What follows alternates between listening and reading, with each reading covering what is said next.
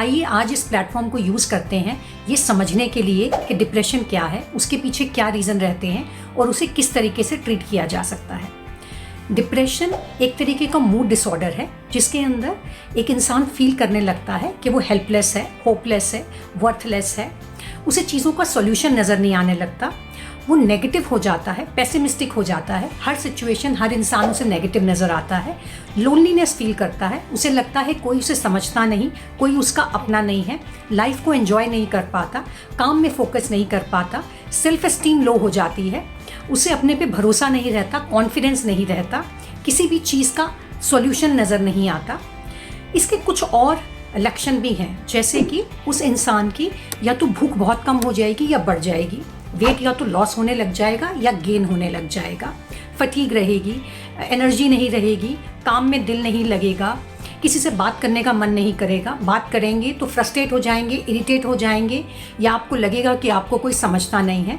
Recurring thoughts आ सकते हैं suicide के, डेथ के, मूड स्विंग्स रह सकते हैं, स्लीप डिस्टर्बेंस हो सकती है, इंसोम्निया हो सकते हैं, या तो वो इंसान सोता ही रहेगा या नींद नहीं आएगी और कुछ ना कुछ सोचता रहेगा।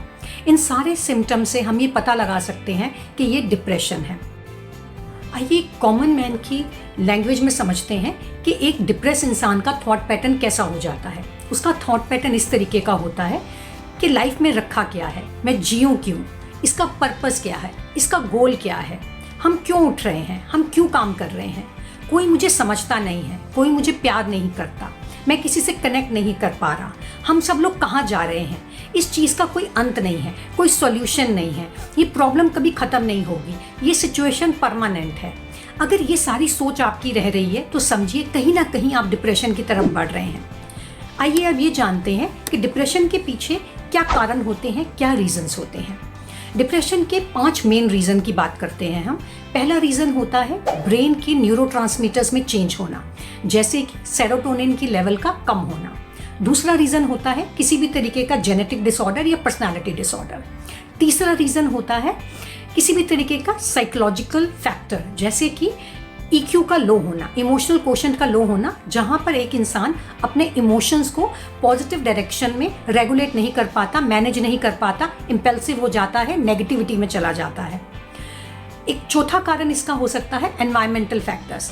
एनवायरनमेंट में कुछ ऐसी चीज़ें हो रही हैं जो आपको नेगेटिव बना रही हैं, जैसे कि अगर हम बात करें फॉर एग्जांपल इस समय की कोविड-19 की सिचुएशन, जो बहुत चैलेंजिंग टाइम है, जिसमें हम अपने लोगों से मिल नहीं सकते, जिनसे हम प्यार करते हैं, जो हमारे फ्रेंड्स हैं, हम कहीं बाहर नहीं जा सकते, सोशल एक्टिविटी में इंडल्ज नहीं हो सकते, हमारी फ्रीडम कॉम्प्रोमाइज्ड है, हम अपना काम नहीं कर सकते, अनसर्टेनिटी है, इनसिक्योरिटी है, एंग्जाइटी है।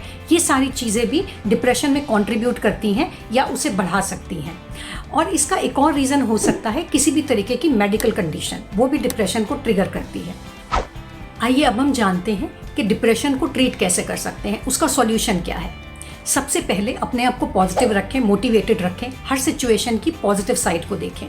दूसरा ग्रैटिट्यूड, जो आपके पास है उस पर फोकस करें, जो नहीं है उस पर फोकस ना करें, अपनी ब्लेसिंग्स को काउंट करें और जो चीज़ है उसके लिए शुक्रगुजार हों।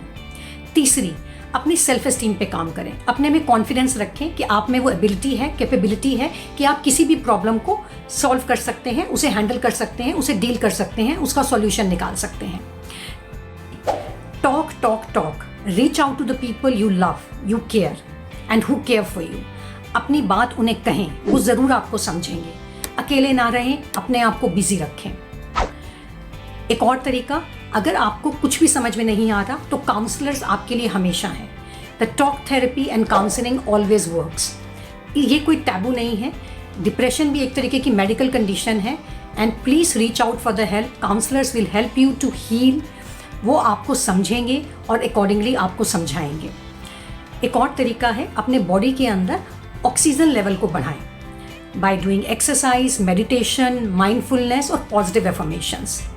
अपने आप को पॉजिटिव एफर्मेशंस दें कि ये सिचुएशन टेम्परेरी है, परमानेंट नहीं है, इसका सॉल्यूशन है and I will be able to win and overcome this. Health info news के YouTube चैनल को सब्सक्राइब कीजिए और हमारी हर आने वाली वीडियो के नोटिफिकेशन के लिए बेल आइकॉन प्रेस करना ना भूलें।